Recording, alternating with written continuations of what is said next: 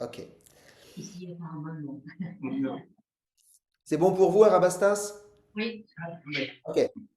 Alors, donc, on a une petite séquence aujourd'hui avec trois sons différents.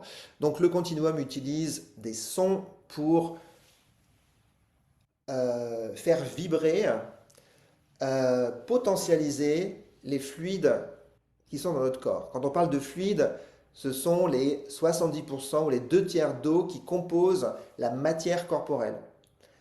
Donc ces 70% de fluides sont répartis à travers différents types de, de fluides, comme le sang, la lymphe, euh, le liquide interstitiel, le liquide cellulaire, le liquide céphalorachidien, les larmes,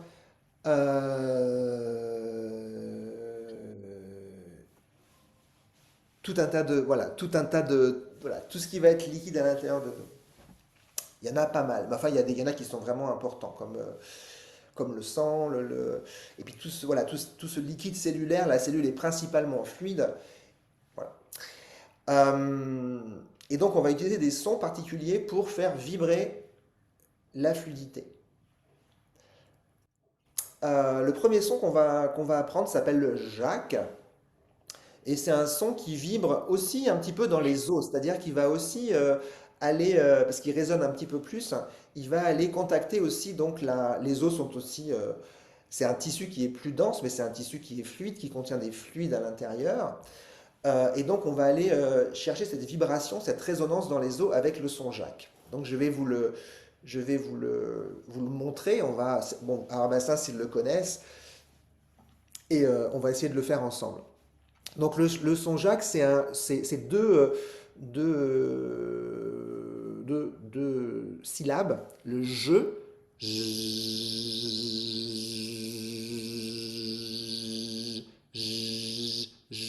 comme Jacques, et le comme Zach, comme Zorro.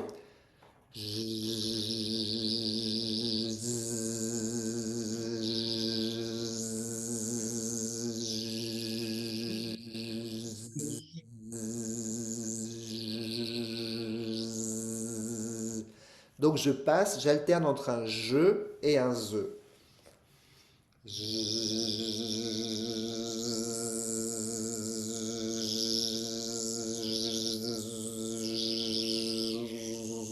Ah oui, ok.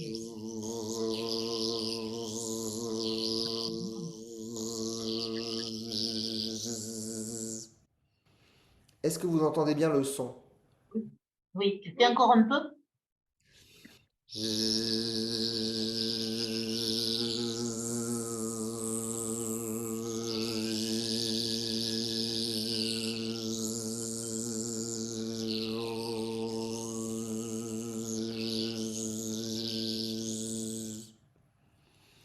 Ok. Vous voyez que je, j'inclus le mouvement des micro-mouvements au niveau des lèvres pour stimuler toute cette partie aussi, et pour aussi trouver tout un tas d'harmoniques qui vont participer à cette vibration. Donc c'est pas un son qui est plat. Je peux moduler le son.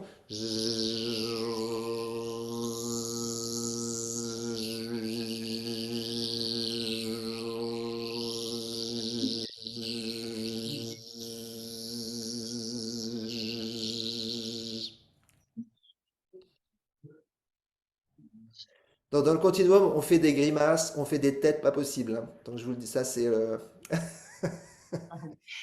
rien. Ah bon. Ça va? Alors, ce qu'on fait, c'est qu'on fait toujours, on prend toujours dans cette pratique, comme on va essayer quand même donc de déplacer, disons, notre fonctionnement ordinaire du système nerveux ordinaire à quelque chose d'autre.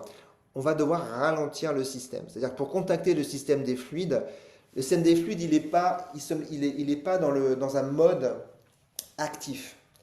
L'eau, si vous regardez l'élément de l'eau, c'est pas quelque chose qui, euh, qui fait comme ça, qui c'est pas mécanique. D'accord? L'eau, elle va être mise en mouvement, elle va bouger à travers des vagues, à travers des mouvements de pulsation, des mouvements d'ondulation et des spirales. Donc ça, c'est le vocabulaire, c'est la chorégraphie de l'eau. Donc ça, c'est sa manière c'est sa motilité, sa mobilité, c'est sa motricité de l'eau, c'est la pulsation, l'ondulation, la vague et la spirale, qui sont l'expression d'un mouvement en plusieurs dimensions, soit dit en passant. Donc je vais, tout ça pour vous dire qu'on va inspirer par le nez, pas comme quand on chante. Non. Pour aller davantage vers une activation parasympathique.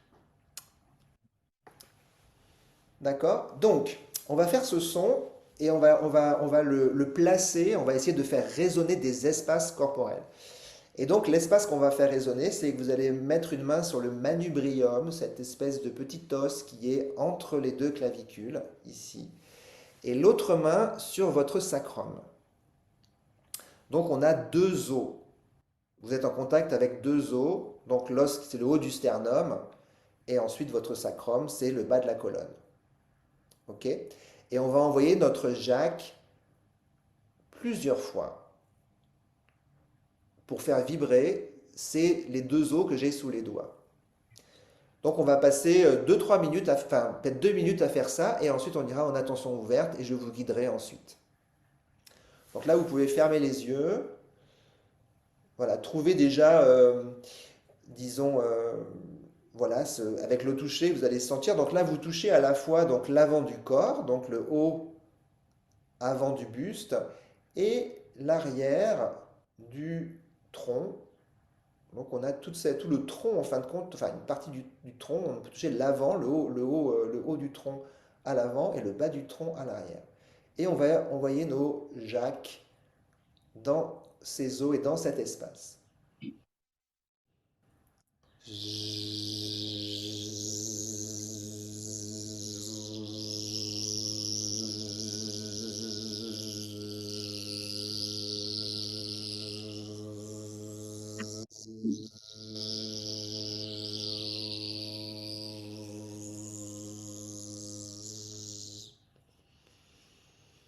Peu importe la durée de votre son, il peut être court, long.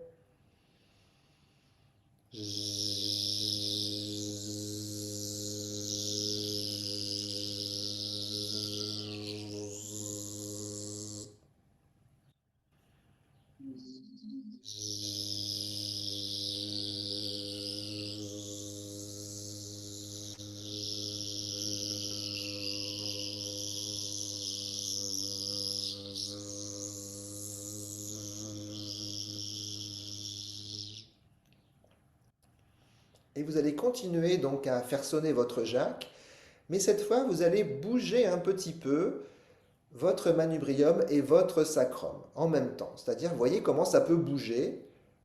Donc peut-être ça peut reculer ou s'avancer ou se déplacer sur le côté. Donc simplement voir que ces petites parties, donc l'extrémité vers le bas du sacrum, elle peut se déplacer, disons, elle peut rouler vers l'avant ou vers l'arrière. C'est des petits mouvements, hein. Simplement, vous voyez comment ça. Et pareil au niveau du manubrium. C'est comme si, par exemple, voilà, je pousse un peu à mes doigts avec le manubrium, ou avec mes doigts, je pousse le manubrium vers l'intérieur, ou le manubrium pousse mes doigts, par exemple. Vous voyez, si je pousse avec mes doigts un petit peu vers l'arrière, donc ça rentre, ou le contraire, je vais pousser mes doigts avec le manubrium, et pareil avec le sacrum.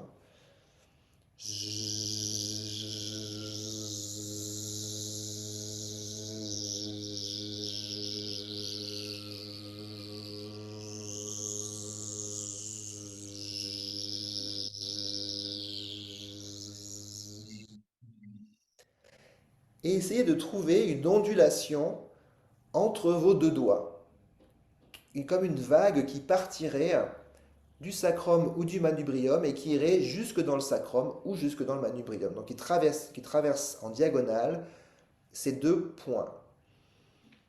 Trouvez une vague.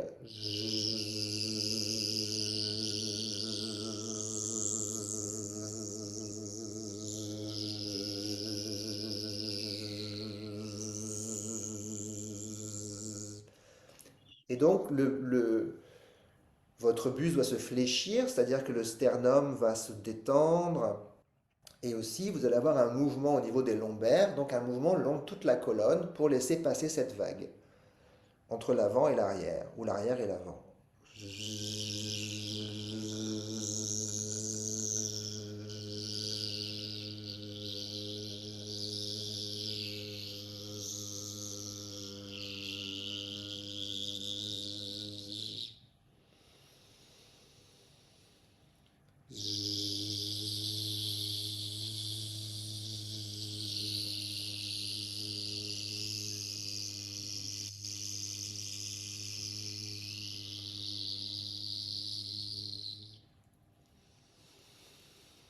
Faites-le encore quelques fois.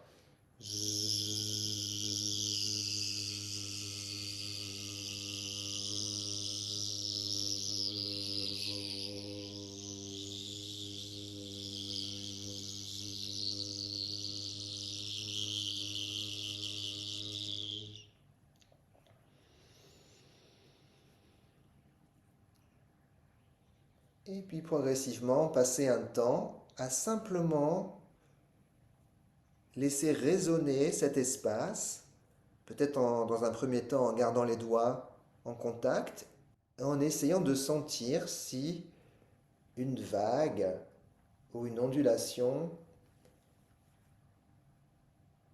peut prendre place entre votre sacrum et le haut de votre ceinture scapulaire, c'est-à-dire cet espace le haut du sternum entre les deux clavicules. Ou votre gorge, hein. Peut-être que le plus simple, c'est, si on ne parle pas anatomique en fin de compte, c'est entre mon sacrum, le bas de mon dos et ma gorge. Donc quelque part, j'invite cette vague à prendre place. Donc c'est à la fois un mouvement, une intention un peu volontaire, c'est-à-dire que je propose, j'invite mes fluides, la fluidité dans mon corps, à s'exprimer à travers les tissus qui sont entre ces deux points. Et peut-être que vous allez sentir au bout d'un moment, et peut-être vous allez voir si vos mains vont se lâcher, que cette chose-là, dans l'attention ouverte, si vous laissez faire, elle peut commencer à aller ailleurs. Elle peut commencer à... On va passer un petit temps d'attention ouverte, c'est-à-dire de vraiment se détendre et aller écouter les sensations qui peuvent naître, les sensations de micro-mouvements, et surtout les suivre. Donc si mon corps veut se courber, s'il veut s'enrouler, je le laisse faire. Je ne vais pas chercher à conduire ou à diriger le mouvement. Et même si ça peut sembler chaotique ou sembler ne pas savoir où ça va, je vais rester tranquille avec ça. Mais je vais garder mon attention et mon intention sur cet espace que j'ai évoqué, invoqué, donc entre mon sacrum et le haut de ma ceinture scapulaire, et l'invitation à ressentir une vague qui me traverse donc sagittalement entre l'arrière et l'avant.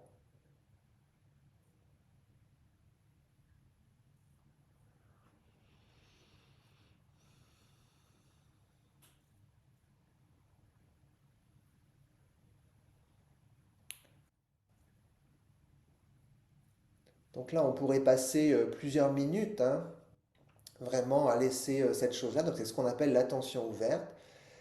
Mais on va simplement, parce qu'on n'a pas un temps infini dans cette présentation, donc on va continuer et on va placer donc de la même manière un doigt, deux doigts, ou enfin en tout cas vos doigts sur l'os pubique et l'autre main à l'arrière. Donc on va simplement changer l'orientation donc entre la septième cervicale et la première dorsale.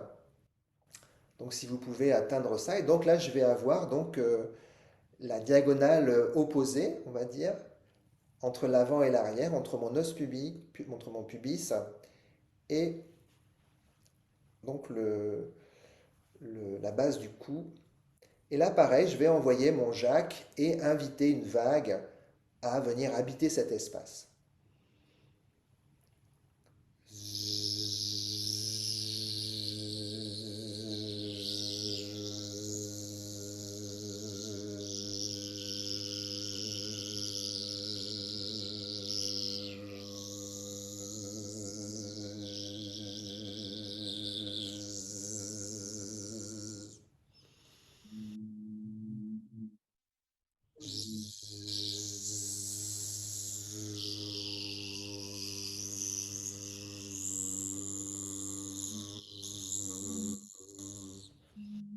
Donc peut-être que vous sentez bien les vertèbres à l'arrière de de la colonne et peut-être un petit peu moins bien donc la vibration dans le pubis, ce qui est normal, mais voyez si vous pouvez davantage essayer de placer en tout cas la vibration du jack jusque dans le pubis, jusque dans le bassin.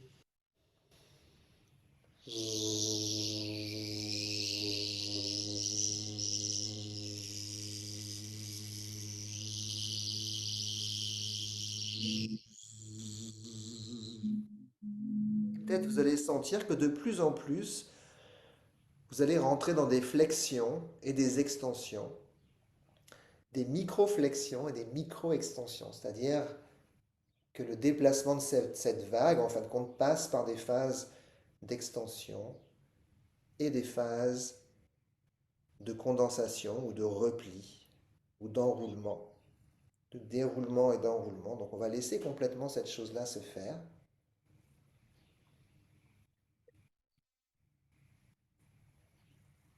Et puis continuer aussi sans les sons, simplement en attention ouverte. Et donc vous voyez si vous pouvez percevoir un mouvement ondulatoire, donc soit en l'invitant, soit en le laissant apparaître, soit en le stimulant un petit peu.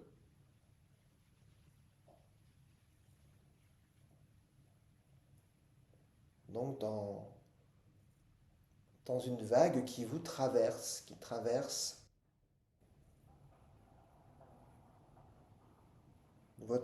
la structure du tronc.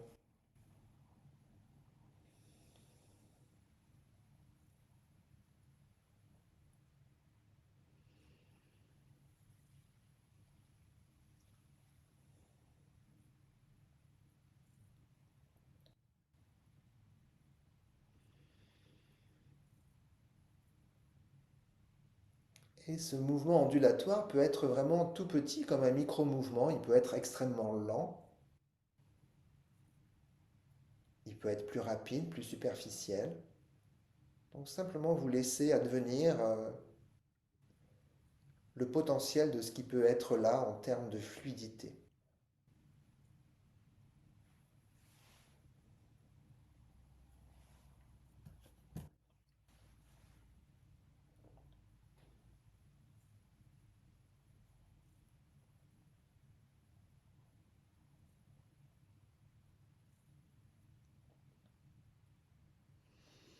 Et on va passer une dernière minute à, voilà, être dans la résonance. Donc ce qu'on fait dans le continuum, on va utiliser ces vibrations et ces fréquences pour informer nos fluides et disons activer leur potentiel de structuration moléculaire en fin de compte.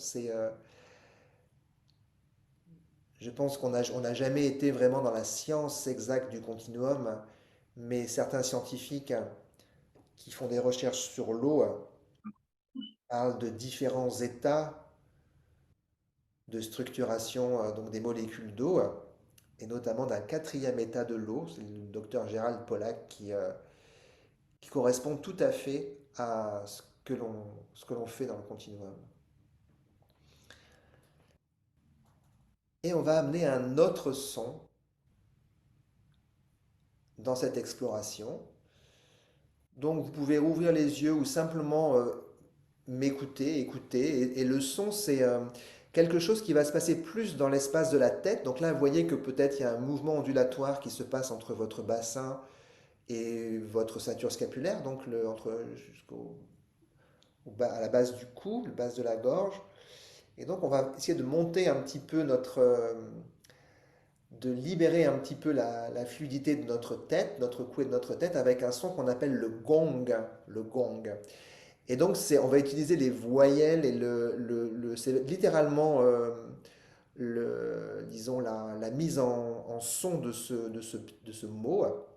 Donc je vais vous le faire quelques fois et joignez-moi là-dessus. Et là, c'est vraiment l'idée donc de faire sonner avec un gong toute la boîte crânienne. Non, j'ai entendu.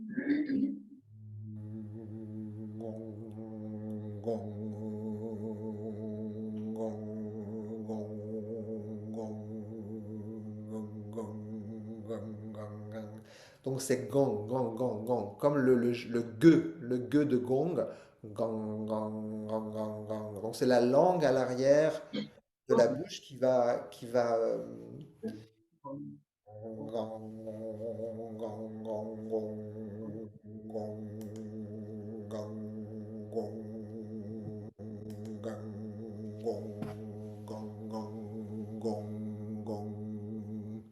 et je vais avoir un bourdonnement, un gueux.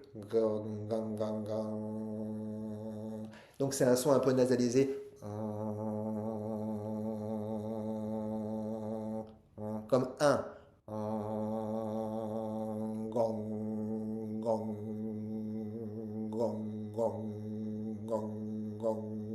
Donc le gong avec la langue, c'est vraiment donc disons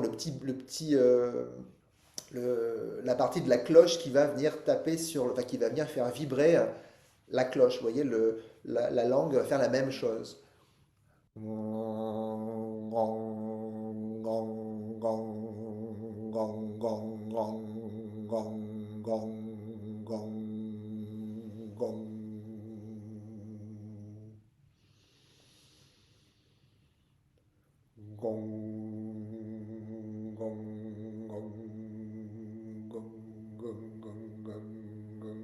Donc ça n'a pas besoin d'être très fort, hein. Tous ces sons sont vraiment, là je le fais un petit peu plus fort pour vous, hein, mais tous ces sons sont pour, disons, résonner et activer des fréquences dans vos tissus. C'est pas pour être chanté à l'extérieur. Gong, gong, gong, gong, gong, gong, gong, gong, gong, gong, gong, gong, gang, gang, gang, gong, gong, gong. Et vous allez jouer maintenant avec les différentes voyelles.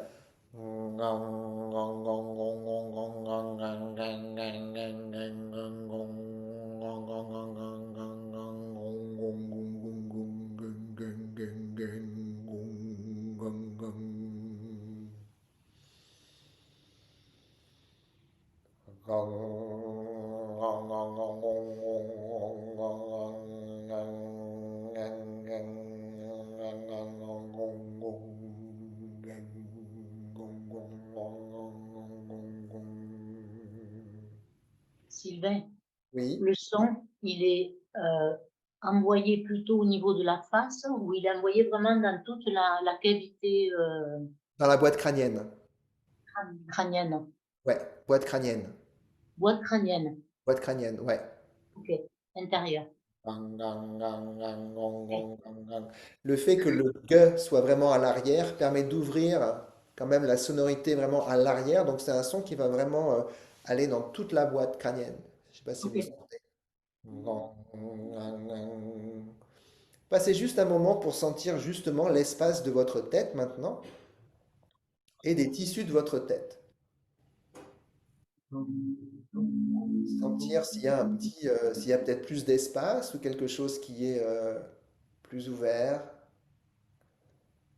Peut-être dans la sensation du volume de votre tête.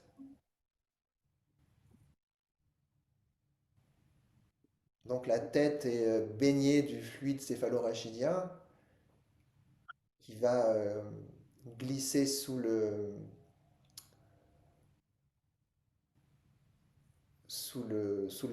les os crâniens et qui va faire tampon entre donc les os crâniens et le cerveau à travers les fascias de la dure mère, de la pimère et des différentes membranes qui vont, ils ont créé toute l'amortissement nécessaire pour protéger et permettre au cerveau d'être baigné dans ce milieu aquatique.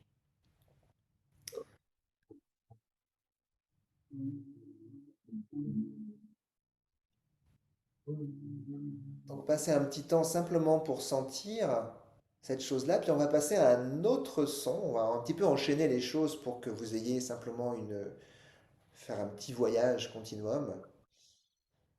Donc la prochaine chose que l'on va faire, c'est qu'on va mettre un doigt dans chaque oreille. Un doigt dans chaque oreille, voyez. Et donc ce que je vais faire, c'est que je vais bouger mon crâne par l'intermédiaire de mon doigt. Donc vous voyez, j'ai ce doigt, je vais le faire avec un seul doigt. C'est mon doigt qui tire, comme si je tirais la structure vers le haut ou vers le bas. En l'occurrence, je vais plutôt le faire vers le haut et le laisser revenir. Vous voyez, comme si je faisais levier avec mon doigt pour bouger mon crâne.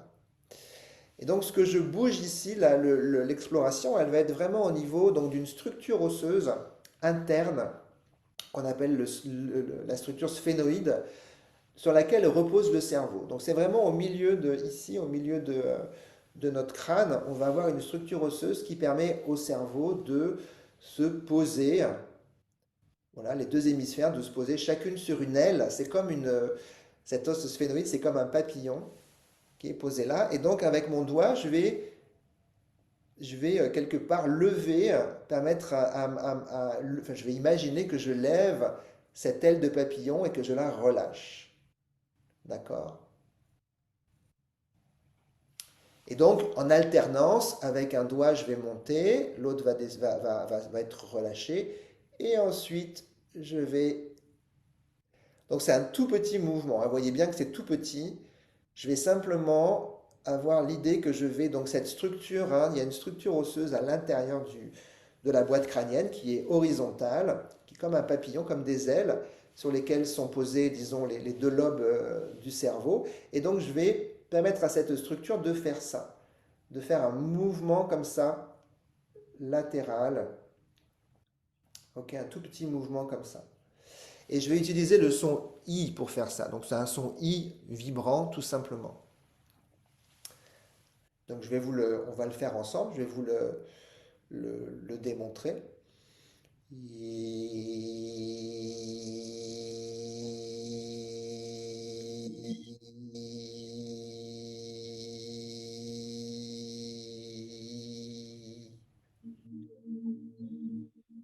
Donc j'imagine que cette structure horizontale du sphénoïde, elle flotte en fin de compte comme un radeau.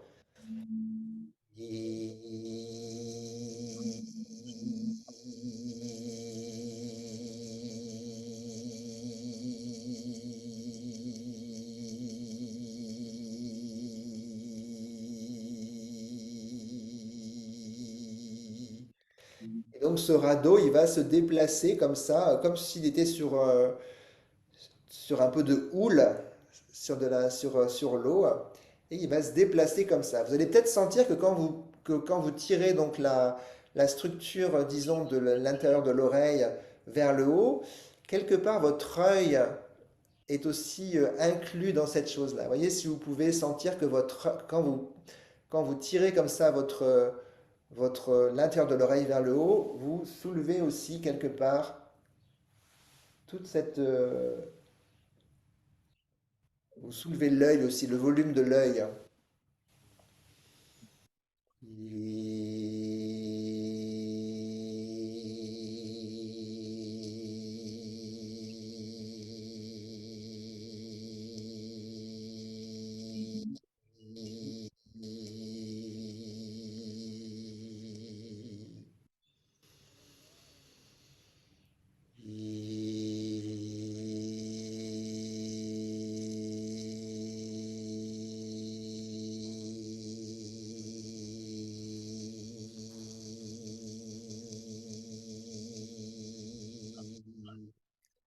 Et voyez peut-être que vous allez donc aller sur une ondulation latérale cette fois.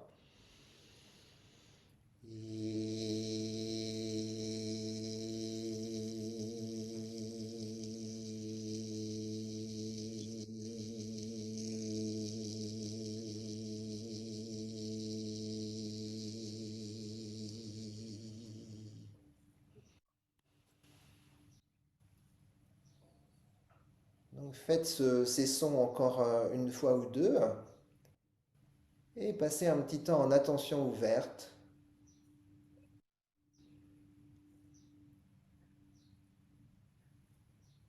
Donc peut-être que vous allez avoir davantage de sensations dans le visage,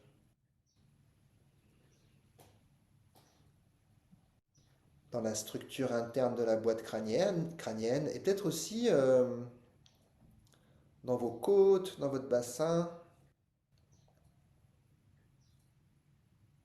Donc, vous voyez comment cette activation, cette stimulation, cette information voyage et traverse les tissus de votre corps. Et surtout, quel type de sensation, quelles sensations et micro-mouvements sont présents.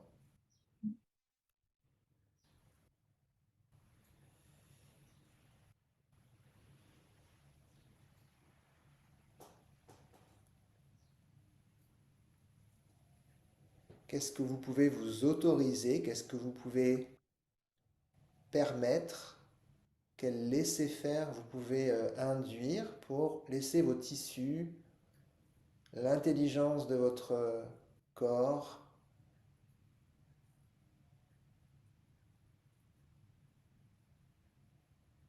bouger,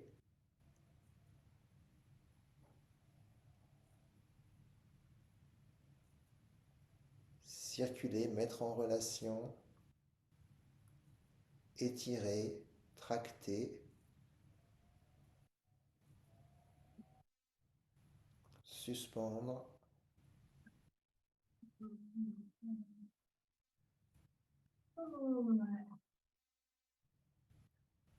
Et puis on va faire une dernière petite, petite séquence. Donc c'est le même principe. Vous allez placer cette fois-ci avec les pouces, donc juste la commissure en haut de la carte de l'arcade sourcilière, pardon. Et donc là c'est pareil, je vais si avec mes pouces je pousse vers le haut, d'accord, comme si je voulais soulever, sauf que je ne vais pas le faire avec les deux pouces en même temps, je vais le faire en alternance avec l'un et avec l'autre. Donc ça va faire que mon crâne, mon sphénoïde va aussi de la même manière se retrouver à basculer un petit peu d'un côté et de l'autre. D'accord? C'est en alternance, donc je vais pousser un petit peu comme si je voulais soulever l'arcade à partir de la base du nez. Donc c'est un petit peu sensible, hein, cet endroit. Donc allez-y tranquillement. Et je vais utiliser le son I pour faire ça, de la même manière. Donc c'est vraiment un petit mouvement, hein. La même manière avec l'idée donc disons de faire onduler sur le côté mon plateau, le plexus, qu'on appelle le plexus crânien, c'est-à-dire ce plateau du sphénoïde.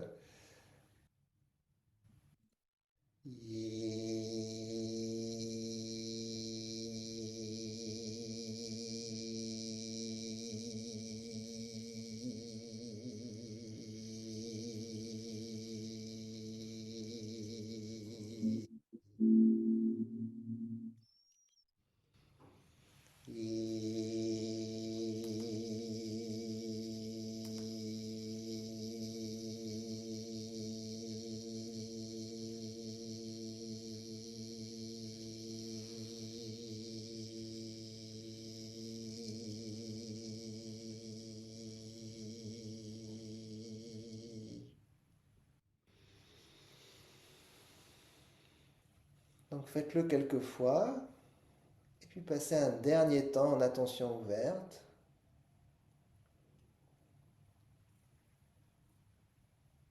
Et cette fois en prenant conscience de l'ensemble de votre structure et de tous les tissus. Et voyez peut-être comment votre boîte crânienne est en relation avec votre bassin à travers toute la structure du tronc.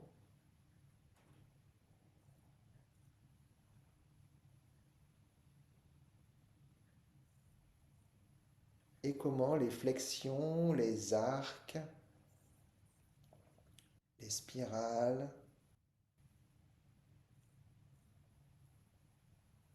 peuvent se déployer. Donc quelque part, lâcher la forme de la posture, lâcher la forme de cet alignement vertical pour être essentiellement sur du tissu mou, donc dans cette fluidité, dans une structure beaucoup moins dense, beaucoup plus fluide. Donc quelque part, je change la densité de mes tissus en activant les fluides.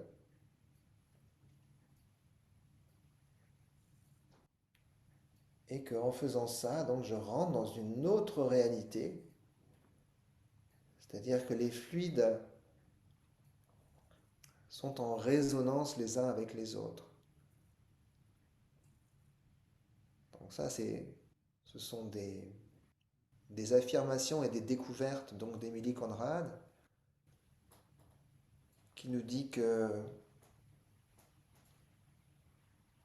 il n'y a pas de séparation dans la résonance des fluides, entre le fluide de la cellule, le fluide du corps, le fluide du lac, le fluide de la goutte d'eau, le fluide de l'océan et le fluide de l'eau dans la galaxie font partie d'un champ de résonance unifié. Donc ça, c'est très important dans cette pratique. Et donc, quelque part, quand je suis en lien et dans cette motricité, dans cette réalité-là, je suis en résonance avec tous les fluides,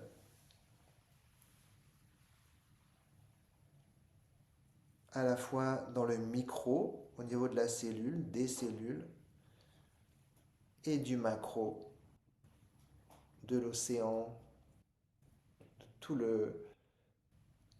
des nuages, de toute la biosphère, et plus largement de toute l'eau qui est présente dans l'univers. Donc on sait que l'univers est rempli d'eau sous forme de glace, ou certainement aussi d'autres états. Voilà, et laissez-vous aussi habiter par cette image d'être en résonance, donc d'être dans un état fluidique, qu'il soit lent, qu'il soit suspendu, qu'il soit calme comme un lac, ou qu'il soit plus agité, avec des vagues plus profondes.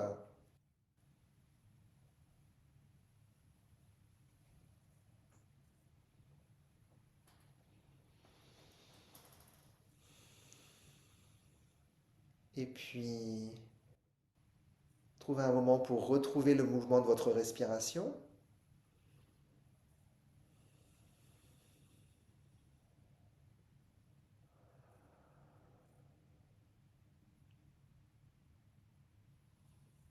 Et trouver un chemin pour conclure cette exploration.